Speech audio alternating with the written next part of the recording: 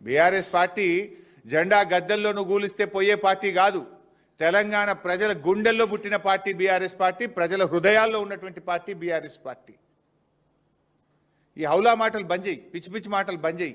6 గ్యారంటీల మీద దృష్టి పెట్టు. నిన్న కేబినెట్ మీటింగ్ జరిగింది. రాష్ట్రంలో రైతులు ఆశగా ఎదురు చూసినారు. సంక్రాంతికే నువ్వు రైతు బంధు ఇస్తామని ఎదురు చూశారు యాసంగి పంటకు. సరే సంక్రాంతికి ఇయ్యలేదు, నిన్న కేబినెట్ మీటింగ్లోనైనా రైతు బంధు ఇస్తావేమోనని ఎదురు చూసిన రైతులకు నిరాశ మిగిలింది. అరేగా ఎరువుల కొరత ఉంది, దాని మీద ఏమైనా కేబినెట్ మాట్లాడుతుందేమో అనుకున్నాం. రైతు బంధు గురించి ఒక ప్రకటన వస్తుందని ఎంతో ఆశగా ఎదురు చూశారు రైతులు.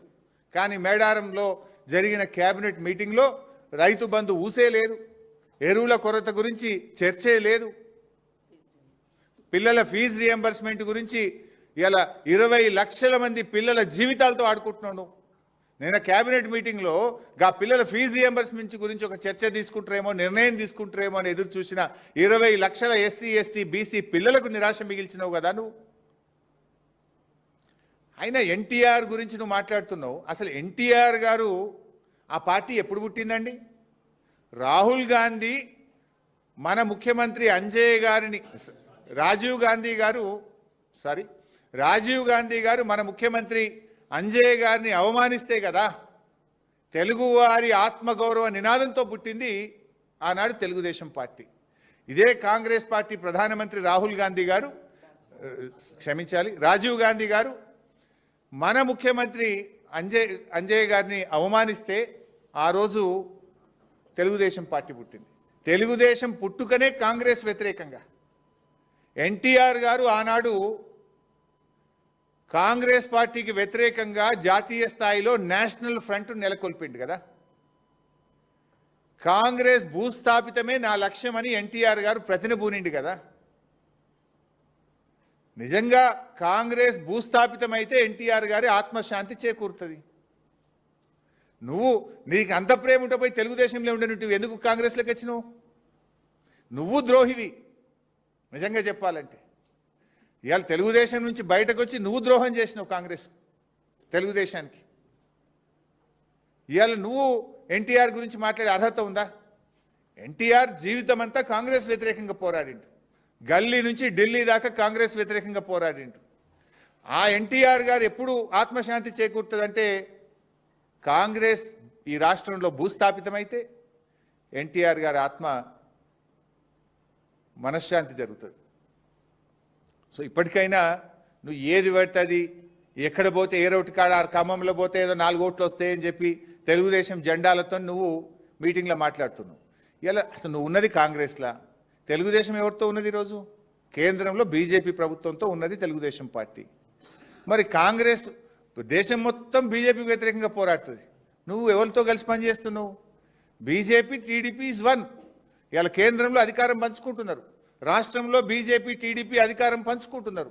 ఆ టీడీపీతో నువ్వు అంటగాగడం అంటే బీజేపీతో అంటగాగడమే కదా, బీజేపీతో నువ్వు సంబంధం పెట్టుకోవడమే కదా. అంటే నువ్వు ఏ రకంగా మాట్లాడుతున్నావు? అసలు నువ్వు తెలుగుదేశంను పోరాడిందే కాంగ్రెస్ వ్యతిరేకంగా, ఆ తెలుగుదేశం గురించి మాట్లాడుతావు. ఆ తెలుగుదేశం ఈరోజు బీజేపీతో అంటగాగుతున్నది. మరి ఆ బీజేపీతో నువ్వు ఇలా అక్రమ సంబంధం పెట్టుకునే విధంగా అక్రమంగా అన్యాయంగా నువ్వు మాట్లాడుతున్నటువంటి పరిస్థితి. ఇలా సిచ్యువేషన్ ఎట్లయిపోయిందంటే రాష్ట్రంలో ఈ అవుట్సోర్సింగ్ కాంగ్రెస్ అవుట్సోర్సింగ్ సీఎంకు అసలైన కాంగ్రెస్ వాదుల మధ్య ఇలా పచ్చగడ్డి వేస్తే బగ్గుమనేటువంటి పరిస్థితి ఏర్పడ్డది. పాలించమని ప్రజలు అవకాశం ఇస్తే దోపిడీ సొమ్ము కోసం ఇవాళ కొట్టుకుంటా ఉన్నారు. ఇవాళ ప్రజలను, ఈ రాష్ట్రాన్ని, పాలనను గాలికి వదిలేసినటువంటి పరిస్థితి ఉంది. సో మళ్ళీ మేము ఫైనల్గా డిమాండ్ చేసేది ఒక్కటే, భట్టి గారు 90 టెండర్లు రద్దు చేశారు, సంతోషం. మరి ఏ విధానం కోసం మీరు రద్దు చేశారు? సైట్ విజిట్ సర్టిఫికేట్ అనే విధానం తప్పు అనే దాని మీద మీరు రద్దు చేసిండ్రు.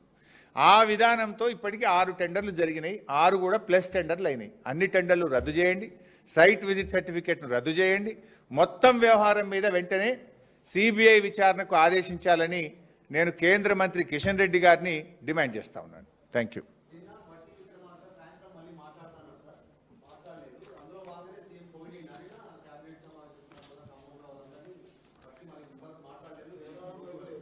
సో ప్రజలు అన్ని విషయాలు గమనిస్తున్నారు. భట్టి గారు కూడా నిర్భయంగా దాని వెనుక ఎవరున్నారో ఆయన బయట పెట్టాలని చెప్పి నేను డిమాండ్ చేస్తా ఉన్నా. భట్టి గారు ఇలా ఇంకొక విషయం కూడా మనకు చాలా ఆశ్చర్యకరంగా ఈ రాష్ట్రంలో మనం చూస్తున్నాం ఏంటంటే, ఒకరేమో వైఎస్ రాజశేఖర రెడ్డి గారికి నేను వీర విధేయుణ్ణి అంటున్నారు, ఇంకొకరేమో చంద్రబాబు నాయుడు గారికి నేను పరమ భక్తుణ్ణి అని చెప్పుకుంటున్నారు. ఒక ఆయన సీఎం, ఇంకొక ఆయన డిప్యూటీ సీఎం. ఆ ఇద్దరూ ఈ తెలంగాణ రాష్ట్ర ఏర్పాటుకు వ్యతిరేకంగా ఉన్న వాళ్ళే కదా. ఇద్దరూ తెలంగాణ, ఒక ఆయన సిగరెట్టా బీడియా అని మాట్లాడిండు, ఒక ఆయన చివరి నిమిషంలో కూడా తెలంగాణ రాష్ట్ర ఏర్పాటును అడ్డుకోవడానికి ప్రయత్నం చేసిండ్రు. సో ప్రజలు అన్ని విషయాలు కూడా గమనిస్తూ ఉన్నారు. ఏంది వీళ్ళు ఏం చేస్తున్నారు, ఏం మాట్లాడుతున్న విషయాన్ని కూడా గమనిస్తున్నారు. భట్టి గారు కూడా ఆయన ఈ మొత్తం వ్యవహారం వెనుక ఎవరున్నారు ఏంటి అన్ని విషయాలు బయట పెడతా ఉన్నారు. నిర్భయంగా ఆయన బయట పెట్టాలని చెప్పి కూడా మేము కోరుతా ఉన్నాం. బయట పెట్టకపోతే మళ్ళీ మీ మధ్య వాటాల మధ్య సయోధ్య కుదిరిందని ప్రజలు భావించే అవకాశం ఉంటుంది.